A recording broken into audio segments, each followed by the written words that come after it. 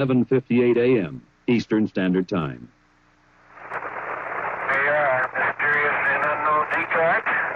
Island planes. Apollo 16 is going to change your image. After unloading the rover from its storage bay in the lunar module, they planted the flag. Hey, John, this is perfect with the LIM and the rover and you and Stone Mountain. If a 165-pound man with an 80-pound backpack on the moon weighed about 40 pounds and 1/6 gravity, this proves that white men can't jump on the moon either. There we go. Good. Young set up an ultraviolet camera to provide the first astronomical observations from the moon. On the moon, the astronauts continued with the other experiments. Young placed a series of sensors in the soil, then fired explosive charges, mapping the lunar subsurface much as geologists on Earth use explosives to search for oil.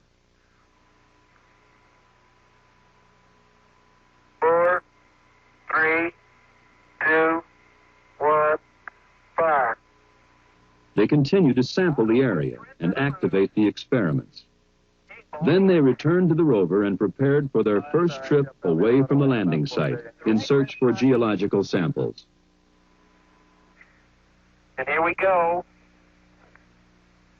Their first traverse would take them about 1 kilometer west of the landing site. They would make 2 stops to collect samples and conduct experiments. Now, this is the most interesting thing, Frank. There's the rover on the top of the hill. Notice the rock in the center. It looks like an alligator with its mouth open. And look at all the other rocks. You're going to see them again. John, you're just beautiful. That is the most beautiful sight. Note the rover on the top of the hill. Around that crater. Young used a portable instrument to measure the local magnetic field. He would later record the most intense magnetic field ever found on the moon, far higher than scientists ever suspected. It's really some crater. As you come around there, there's a rock in the near field on this rim that has some white on the top of it. We'd like you to pick it up as a grab sample. This one right here? That's it. This one right here? That's it. You got it right there. There would be one more stop before they got back to the lunar module to close out this EVA. With Duke acting as photographer and Young as driver, they put the rover through a full test. Man, you are really bouncing. Is he on the ground at all? That's 10 kilometers. Huh? He's got about 2 wheels on the ground. Okay, turn sharp. I have no desire to turn sharp. Okay, here's a Sharpie. Hey, that's great. He's a big rooster tail out of all 4 wheels. And as he turns, he skids. The back end breaks loose just like on snow. Come on back, John. Hey, the deck is running. Man, I'll tell you, Indy's never seen a driver like this. Okay, when he hits the craters and starts bouncing, it's when he gets his rooster tail. He makes sharp turns. Then it was back to their lunar base, activate experiments, and close out EVA-1. April 22nd. The lunar surface temperature in the sun should be around 135 degrees today. Today they were headed a little over 4 kilometers south to climb their rover up the side of Stone Mountain. Man, we are really going up a hill, I'll tell you. Their first station, a crater 700 feet above their lunar module. And there it is again, Frank. The same mountain, the same alligator rock, different time, different day, no rover in the background. This has to be your biggest embarrassment. This was a stage set somewhere in America. It's absolutely unreal. They should have caught this, but they didn't. If there's ever proof that you faked all of this, this frame alone would do it. Shot somewhere in the American desert. It's all showbiz, Frank.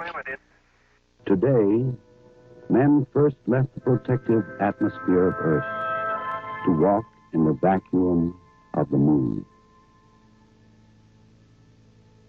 And we may wonder, will our lives ever be the same?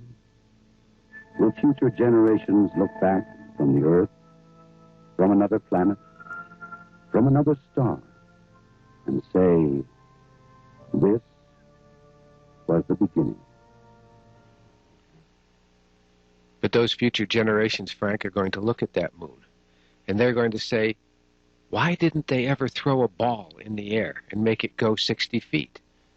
6 times what we could have thrown it on Earth. That would have proven there was no gravity. And why, as Jules Verne suggested in his epic about going to the moon, didn't you put reflectors up there? Reflectors would have been seen by observatories and astronomers from the Earth till the end of time. Why didn't someone do that? So I started thinking about that, and I started thinking about the space between the moon and the Earth, outer space. And that got me to the Van Allen radiation belt. So I went to the World Atlas by Rand McNally, and this is what we found. We found that the Earth is covered with layers of atmosphere. That's the difference between the Earth and the other planets in the universe. And the atmosphere protects us. The ozone layer is what keeps the ultraviolet rays from the sun from killing all the organisms on Earth and destroying the Earth entirely. Then there's the stratosphere. It covers a certain amount of space, and the mesosphere, and you can see those squiggly lines. That's radiation from the sun. That radiation is deadly. It will kill. The reason that there's no life and that scientists look at other planets and are amazed when they find life is because the radiation from the sun will kill all life, all organisms. Solar flares come up from the sun and they radiate through the entire universe, and they will kill anything, including men who go into outer space. But what protects us, according to a man named James Van Allen, who discovered this layer right here, the magnetosphere, is this layer.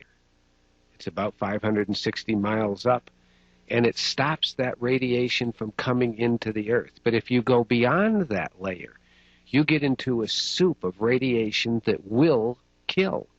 And if you're running around on the moon or in a spaceship not protected by lead, you'll most likely die. And in the years of 1969 to 1972, that was some of the biggest solar flares in the history of solar flares that we were covering, according to Ralph Renee's book, NASA Mooned America. He did some extensive research on that and found that solar flares at that time were enough to fry the astronauts. So I started wondering why the astronauts' wives would allow them to go to the moon unprotected.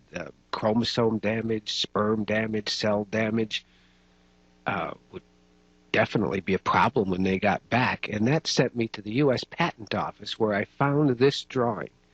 This was a 1969 patent by a man who had studied the problem extensively. Now, that was the year we went to the moon.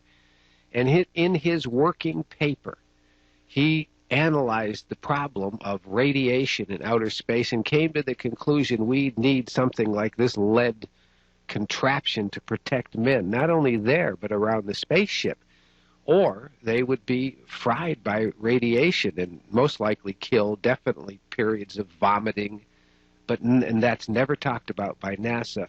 And when the spaceship comes back, the lunar module comes back into Earth, we never hear about them testing it for radiation contamination or any of the tests on these men for radiation contamination. So the question is, why would they consider sending a man to the moon or to Mars now without some discussion about the protection you would need to go beyond the Van Allen radiation belt?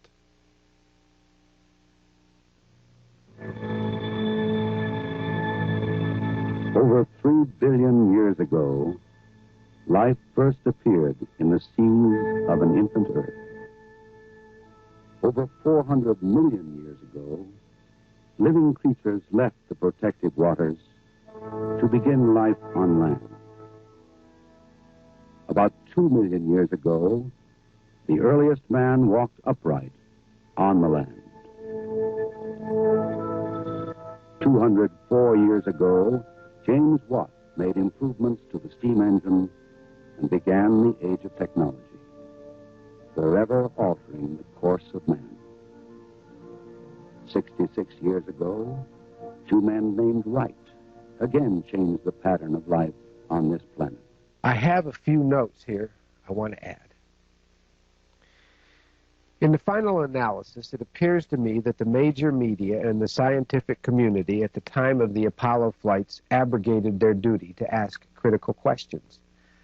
I suspect that the politically charged atmosphere of those times, that is, to beat the Russians to the moon by the end of the 60s, caused NASA problems. It is possible that NASA hadn't solved those technical problems by the end of 1969, but they couldn't admit it, or their funding would be cut. All those billions would dry up. In the end, did they have to fake it? So I'm asking you to go to your congressman, go to your senator, take this tape and show it to them and demand a public discussion on this issue.